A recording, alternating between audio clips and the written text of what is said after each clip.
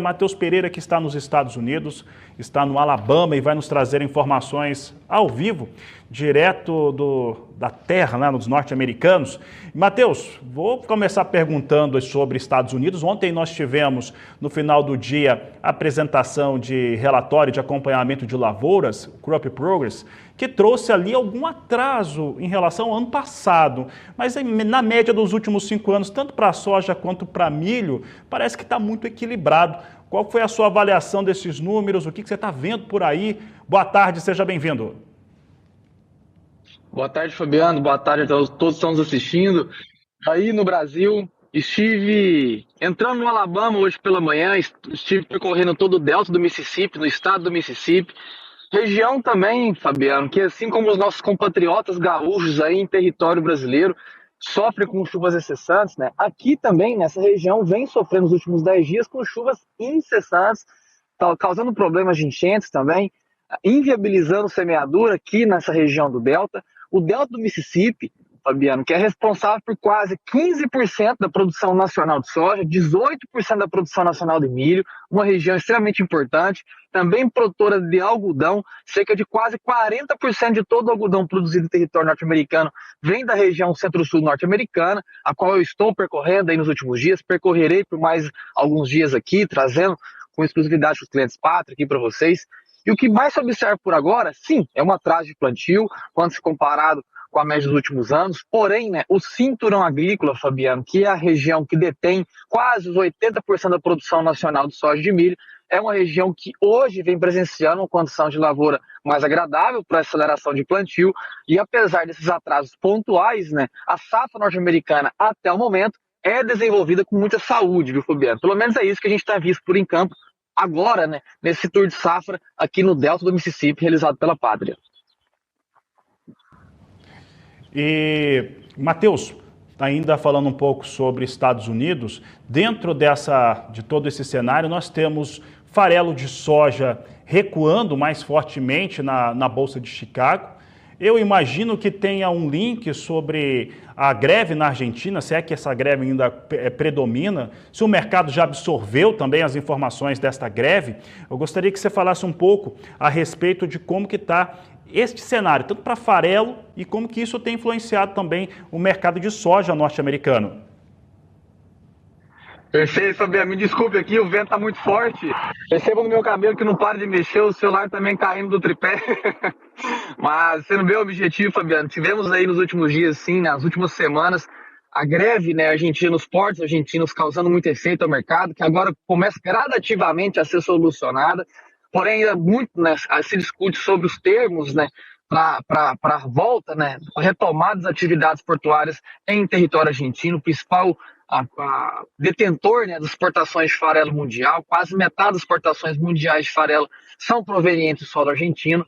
E não só isso, né, Fabiano? Assim como há cerca de 2 semanas, 3 semanas atrás, criava-se, né, a expectativa que o território norte-americano poderia ter uma safra ruim, né, e gradativamente essas expectativas vão sendo deterioradas, Fabiano. Vale lembrar que os norte-americanos já passam por 2 safras consecutivas com problemas de safra, não só exclusivamente na soja, no milho, assim como também no algodão, a mesma coisa para o trigo, e que agora, nesse ciclo safra 24-25, né, todas essas principais culturas, essas grandes culturas semeadas aqui em território norte-americano, vêm presenciando um cenário um pouco mais regular. Há pontualidades, Fabiano, como eu disse, nos últimos dias aí, muitas chuvas no norte do Mississippi, parte sul do Tennessee, sul do cinturão agrícola. Porém, né, são regiões pontuais, né? Grande parte realmente da região produtora de grandes culturas aqui em território norte-americano vem presenciando, sim, uma safra regular até o momento. Matheus, e agora trazendo um pouco aqui para o Brasil, né? Nós estamos vendo soja até recuando em Chicago, mas vai mantendo os patamares de $12 o bushel, pelo menos neste começo de desenvolvimento de safra norte-americana, que aparentemente, pelos números, vai dando certo, né? Não está tendo nenhum problema, algum sobressalto que essa safra dos Estados Unidos possa ter. E a soja brasileira, ela parece estar mais competitiva no mercado internacional. A China tem optado por fazer aquisições aqui no Brasil, o prêmio tem melhorado e, inclusive, tem ficado interessante até para travas para a próxima safra. Gostaria que você comentasse um pouco sobre estes cenários do mercado que nós temos envolvendo Estados Unidos, China, Brasil e trava para a próxima safra. Exatamente, Fabiano. No atual momento, o principal pilar, né, de sustentação dos preços da soja brasileiro são os prêmios brasileiros, tá? Que estão nos seus melhores patamares da safra 24. Quando a safra 2024 do Brasil começou a ser comercializada há cerca de 12, 18 meses atrás aí no Brasil, tínhamos, né, prêmios na casa dos menos 30, menos 40, menos 50, chegou aos menos 100 pontos, né, registrados aí ao começo desse ano 2024, e que agora prêmios já para safra spot, já patamares de mais 35, mais 40, assim como, né, prêmios já safra 25, próximo a menos 10 ou menos 15, né, já são ali tidos, né, como os melhores patamares do base de exportação, chamado de prêmios, né, popularmente no Brasil, de toda a comercialização da safra 24 e 25. E tá aí, Fabiano, o ponto que a gente vai mais se respaldar de agora em diante, né? Uma vez que os preços em Chicago, na percepção da pátria, deverão sofrer pressões ao longo das próximas semanas, com a melhora, né, das condições de lavoura, a melhora realmente substancial do plantio norte-americano. Clima agradável é esperado pela frente para o território estadunidense, em especial o cinturão agrícola, responsável por 80% da produção. Porém, os prêmios, Fabiano, por conta de uma demanda concentrada no Brasil, o Brasil está com fila de embarques recordes no país. Nunca tivemos tanta soja sendo colocada para fora do nosso Brasil. Mesmo com 10 milhões de toneladas a menos do que o ano passado, o Brasil está agora com a campanha de exportação superior ao observado do último ciclo 2023. O Brasil hoje possui estatisticamente capacidade de colocar mais de 100 milhões de toneladas de soja brasileira para fora do Brasil, o que resultaria, né, em estoques virtualmente zerados no nosso país, colocando prêmios de exportação em sustentação de altas, né, justificando melhores de preços ao produtor brasileiro de agora em diante, Fabiano.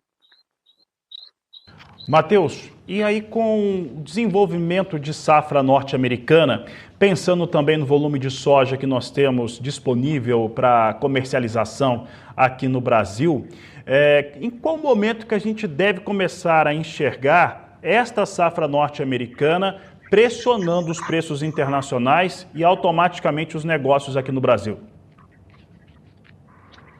Fabiana, a pressão advinda, né, dessa melhora de condição de lavoura aqui no território norte-americano, ela já deve aparecer nos próximos dias e semanas. Tá muito cuidado, realmente, é o produtor que já está se planejando a olhar para os preços em Chicago. Observem os preços atuais como oportunidades de trava, uma vez que o pilar de sustentação dos preços da soja no Brasil está por prêmios. Não, infelizmente, por Chicago.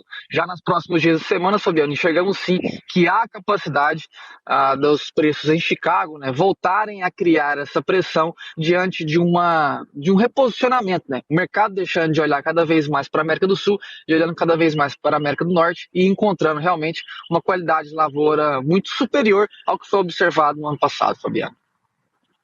Tá certo. Matheus, para encerrarmos aqui a nossa entrevista, nós estamos numa semana curta, segunda-feira foi feriado nos Estados Unidos, quinta-feira é feriado no Brasil. Como é que isso tem influenciado os negócios aqui no Brasil e também na Bolsa de Chicago?